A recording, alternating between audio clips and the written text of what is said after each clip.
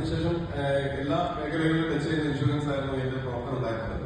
അപ്പൊ അതിനൊപ്പം തന്നെ 2006 ഇന്ത്യയിൽ തന്നെ ആദ്യത്തെ സ്റ്റാൻഡ് ലോൺ ഹെൽത്ത് ഇൻഷുറൻസ് കമ്പനിയായ സ്റ്റാർട്ട് വന്നപ്പോൾ ഹെൽത്ത് ഇൻഷുറൻസ് സ്പെഷ്യലൈസ് ചെയ്തിട്ട് വർക്ക് ചെയ്യാൻ തുടങ്ങി. അപ്പൊ അതിനൊപ്പം തന്നെ general insurance, vehicle insurance, shop insurance, jewellery insurance പോലുള്ള കാര്യങ്ങൾ കൂടിയിട്ട് വിപുലമായിട്ട് ചെയ്തു.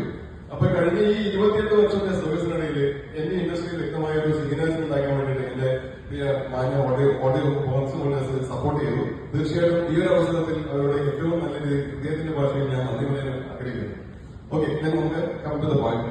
നമുക്ക് ഇന്നത്തെ വിഷയം ഹെൽത്ത് ഇൻഷുറൻസ് എന്നതാണ്.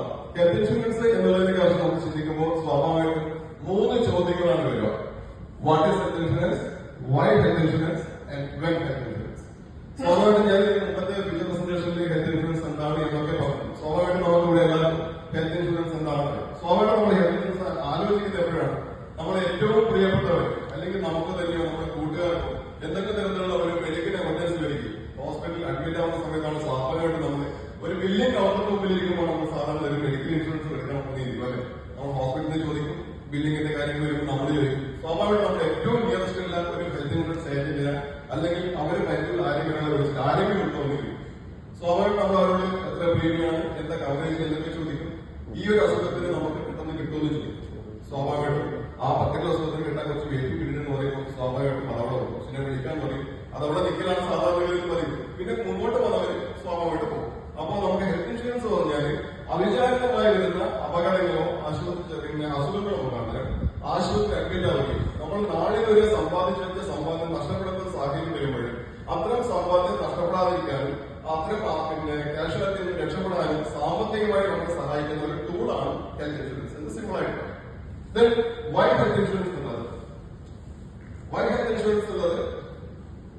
നമ്മൾ ചോദിക്കുമ്പോൾ സ്വാഭാവികമായിട്ടും ഈ ഒരു സ്ലൈഡ്സിലേക്ക് നിങ്ങളെ ശ്രദ്ധയെ ക്ഷണിക്കുക. കാരണം ഇന്ന് ഇന്ത്യയിൽ നിലവിലുള്ള നല്ല പിന്നെ ട്രീറ്റ്മെന്റിന്റെ ഏകദേശം കാരണം ഏറ്റവും ആധുനിക സൗകര്യങ്ങളും ചികിത്സാ രീതികളാണ് ഉള്ളത്. അതുകൊണ്ട് തന്നെ ഏറ്റവും നല്ല രീതിയിൽ ആരോഗ്യ അസുഖം കണ്ടെത്താനും ചികിത്സിക്കാനും നമുക്ക് സാധിക്കും. അത് സ്വാഭാവികമായിട്ടും അങ്ങനെ ചെയ്യുന്ന സമയത്ത് നമുക്ക് മെഡിക്കൽ എക്സ്പെൻസും വളരെ കൂടുതലാണ്. കാരണം നമുക്കിപ്പോൾ ലാബിന്റെ വിസിറ്റുകൾ വന്നിട്ട് അവർക്കറിയാം. കാരണം നമുക്ക് ഡയഗ്നോസ് ചെയ്യുന്ന എക്സ്പെൻസ് എത്രയാണെന്ന് അറിയാം. കാരണം ഡോക്ടറുടെ ഉണ്ട്. അപ്പൊ ഓരോ കാര്യങ്ങൾക്കും നമുക്ക് ഇന്ന് വരുന്ന ചികിത്സാ രീതിയെ കുറിച്ചും ചെലവിനെ കുറിച്ചും നമുക്കറിയാം. നമുക്ക് സാധാരണ ആൻജിയോപ്ലാസ്റ്റിക് ഏകദേശം നമുക്ക് 2 ലക്ഷം മുതൽ 4 ലക്ഷം രൂപ വരെയാണ് ഏവറേജ് ചെലവ് കണക്കാക്കുന്നത്. അതൊരു ഹാർട്ട് ട്രാൻസ്പ്ലാന്റേഷൻ വേണമെങ്കിൽ 14 ലക്ഷം മുതൽ 25 ലക്ഷം രൂപയാണ് ഏവറേജ്. അതിന് ഇതൊരു സർജറി കോസ്റ്റ് മാത്രമാണ്. ലിവർ ട്രാൻസ്പ്ലാന്റേഷൻ 25 ലക്ഷമാണ് സർജറി കോസ്റ്റ്. അവിടെ ഒരു 35 ലക്ഷം വരെയൊക്കെ പോവാം. ദെൻ കിഡ്നി 13 ലക്ഷം വരെയൊക്കെ പോവാം. നെക്സ്റ്റ് പാർക്കിൻസൺസിന്റെ അസുഖമുള്ളവർക്ക് 12 ലക്ഷം മുതൽ 14 ലക്ഷം രൂപ വരെയൊക്കെ ചെലവ് വരാം. മീൻസ് ഓരോ സർജറീസിനും വരുന്ന ചെലവ് ഓരോ അസുഖത്തിന് ഇതൊക്കെ വളരെ സിമ്പിൾ ആയിട്ടുള്ള സാമ്പിൾ ആയിട്ടുള്ള കാര്യങ്ങൾ മാത്രമാണ്. ഇതിനപ്പുറം നമുക്ക് ചികിത്സാ ചെലവ് ഒരുപാട് കാര്യങ്ങൾ ഒന്നും വരാതിരിക്കട്ടെ. പക്ഷെ വന്നു കഴിഞ്ഞു കാരണം നമുക്ക് നാളെ എന്നുള്ള അടുത്ത നിമിഷം എന്നാണ് നമുക്ക് ആർക്കും ആലോചിക്കാനോ ചിന്തിക്കാനോ സാധിക്കില്ല. അപ്പോ നമുക്കൊരു അസുഖം വന്നുപെട്ടാൽ നമ്മുടെ പ്രിയപ്പെട്ടവർക്ക് അസുഖം വന്നുപെട്ടാൽ നമുക്ക് വരുന്ന നമ്മുടെ നാടിതുവരെ കണ്ടിരിക്കുന്ന സമ്പാദ്യം ഇവിടെ നഷ്ടപ്പെടുന്ന ഒരു നിമിഷം നഷ്ടപ്പെടുന്ന സ്വന്തം മാറിക്കഴിഞ്ഞാൽ കിട്ടുന്ന ഒരു അവസ്ഥ അവിടെയും. അതുകൊണ്ട് തന്നെയാണ് വൈ ഹെൽത്ത് ഇൻഷുറൻസ് എന്നുള്ള രണ്ടാമത്തെ ചോദ്യത്തിന് ഹെൽത്ത് ഇൻഷുറൻസ് എത്രയും എടുക്കണം എന്ന് പറയുന്നത്. മൂന്നാമത് നമ്മൾ ചോദിച്ചു വെൻ ഹെൽത്ത് ഇൻഷുറൻസ് അല്ലെ. വെൻ ഹെൽത്ത് ഇൻഷുറൻസ് ഉദ്ദേശിക്കുന്നു നമ്മൾ വെൻ ഹെൽത്ത് ഇൻഷുറൻസ് എത്രയും നേരത്തെ. കാരണം നിങ്ങളുടെ ആരോഗ്യം ഏറ്റവും പൂർണ്ണ ആരോഗ്യമുള്ള സമയത്ത് തന്നെ ഇന്നെങ്കിൽ ഇന്ന് നിങ്ങൾ ഹെൽത്ത് ഇൻഷുറൻസ് അംഗമാവുക എന്നുള്ളതാണ് പറയാനുള്ളത്. എന്തുകൊണ്ടെന്നാൽ സ്വാഭാവിക സാമ്പിൾ പ്രീവിയസ് കൊടുത്തിട്ടുണ്ട്. നോർമൽ പ്ലാൻസ് നമ്മൾ ടൈറ്റ് കൊടുക്കുന്നത് സിമ്പിൾ ആയിട്ട് 36 വയസ്സുള്ള ഒരാള് പൂർണ്ണ ആരോഗ്യമുള്ള ഒരാള് നോർമൽ ആയിട്ട് ഒരു പ്ലാൻ എടുക്കുകയാണെങ്കിൽ ഇൻഡിവിജ്വൽ ആയിട്ട് അദ്ദേഹത്തിന് നടക്കുന്ന ഒരു 10 ലക്ഷം രൂപയുടെ കവറേജ് ഏവറേജ് ഒരു 11,000 രൂപയാണ് അദ്ദേഹം നടക്കുന്നത്. ഇനി ഫാമിലി ആയിട്ട് 2 കുട്ടികളുള്ള ഒരാളാണ് 36 വയസ്സുള്ള നോർമൽ പോളിസിക്കാണ് നടക്കുന്നത് ഏകദേശം 26,000 രൂപയാണ്. ശരി, പല പോളിസി വ്യത്യാസമുണ്ട് ഏവറേജ്. അതേസമയത്ത് അദ്ദേഹത്തിന് ഒരു കാര്യമായ അസുഖം ഡിറ്റക്ട് ചെയ്തു.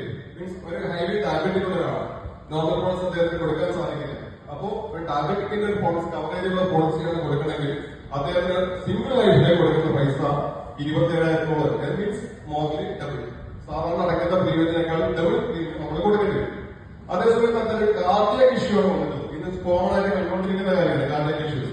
അപ്പോ ഒരു 11,000 കൊടുക്കേണ്ട ഒരാൾക്ക് സാധാരണ പോളിസി എങ്ങനെയുള്ളവർക്ക് കൊടുക്കാൻ സാധിക്കില്ല. കാർഡിയാക് മാത്രമേ കൊടുക്കാൻ കഴിയും. അത് കൊടുക്കാവുന്നത് മാക്സിമം 4 lakhs ആണ്. ആ 4 ലക്ഷം രൂപ ആ മേഖല കൊടുത്തിരിക്കുന്നത് 10 ലക്ഷം രൂപ. 4 ലക്ഷം രൂപ വർഷമൊക്കെ അദ്ദേഹം കൊടുക്കേണ്ട പ്രീമിയം 25,000 പ്രീമിയം. മീൻസ് ഇതുപോലത്തെ പേരെന്ന് 4 ലക്ഷത്തിലാണ്. അടുത്തത് ക്യാൻസർ, അതും കോമൺ ആയിട്ട് ഇങ്ങനെ നടന്നുകൊണ്ടിരിക്കുന്ന ഒരു അസുഖമാണ്. അതിന് അങ്ങനെ ഒരു ടിക്കറ്റ് ചെയ്ത് ക്യാൻസർ ടിക്കറ്റ് ചെയ്ത ഒരാൾക്ക് നോർമൽ പോളിസി കൊടുക്കാൻ സാധിക്കില്ല. അങ്ങനെയുള്ളവർക്ക് ക്യാൻസർ കൊടുക്കുന്ന കവറേജ് കൊടുക്കുന്ന സ്പെഷ്യൽ പോളിസികൾ കൊടുക്കണം. അങ്ങനെ കൊടുക്കുകയാണെങ്കിലും ഇതേ 36 വയസ്സുള്ള ഒരാള് 10 ലക്ഷത്തിന്റെ പോളിസി എടുക്കണമെങ്കിൽ മിനിമം 36,000 രൂപയെങ്കിലും കൊടുത്തിരിക്കണം. അത് സബ്ജക്ട് അണ്ടർറൈറ്റിംഗ് ആണ്. കൊടുക്കാൻ പറ്റുന്ന നിർബന്ധമൊന്നുമില്ല. കൊടുക്കാൻ സാധിച്ചു കഴിഞ്ഞാൽ ഇത്രയും പ്രീമിയം അദ്ദേഹം നൽകിയിട്ടുണ്ട്. അതായത് നമ്മുടെ നോർമൽ പോളിസിയുടെ 3 ടൈംസ്. ഇത് 36 വയസ്സിന്റെ കാര്യമാണ്. ഹെൽത്ത് ഇൻഷുറൻസ് പ്രീമിയം സ്വാഭാവികമായിട്ടും പ്രായത്തിനനുസരിച്ച് വർദ്ധിച്ചുകൊണ്ടേയിരിക്കും. അപ്പൊ അതുകൊണ്ട് തന്നെ ഏറ്റവും നേരത്തെ നമ്മളെ എടുക്കാൻ സാധിച്ചു കഴിഞ്ഞാലാണ് കാര്യം.